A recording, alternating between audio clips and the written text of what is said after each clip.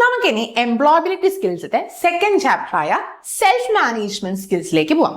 അപ്പൊ ഈ ചാപ്റ്റർ വഴി നമുക്ക് നമ്മളെ തന്നെ മാനേജ് ചെയ്യാം, നമ്മുടെ ഇമോഷൻസിനെ മാനേജ് ചെയ്യാം, അതുപോലെ തന്നെ സ്ട്രെസ് എങ്ങനെ മാനേജ് ചെയ്യാം, ടൈം മാനേജ്മെന്റ് എന്താണ്, അതൊക്കെ നമുക്ക് പഠിക്കാം.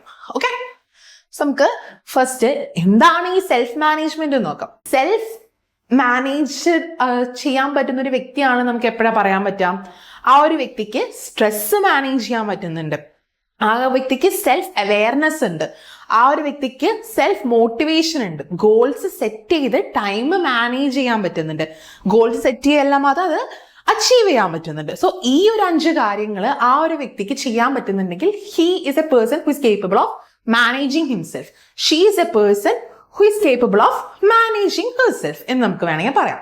ഓക്കെ, അപ്പൊ നമ്മൾ എന്താണ് സെൽഫ് മാനേജ്മെന്റ് എന്ന് പറഞ്ഞു. ഒന്നുകൂടി പറയുകയാണെങ്കിൽ self management is A skill. ആ സ്കിൽ എന്തൊക്കെയാണ്? നമുക്കൊരു എബിലിറ്റിയാണ്. എന്തൊക്കെ?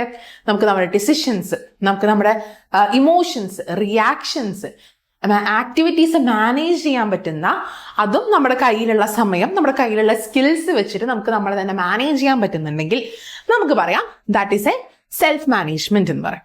ഇനി ആ സെൽഫ് മാനേജ്മെന്റ് നമ്മൾ 5 ഡൊമെയിൻസ് ആയിട്ട് ഡിവൈഡ് ചെയ്തിട്ടുണ്ട്. ആ 5 ഡൊമെയിൻസ് ആണ് stress management, self awareness, self motivation, set goals and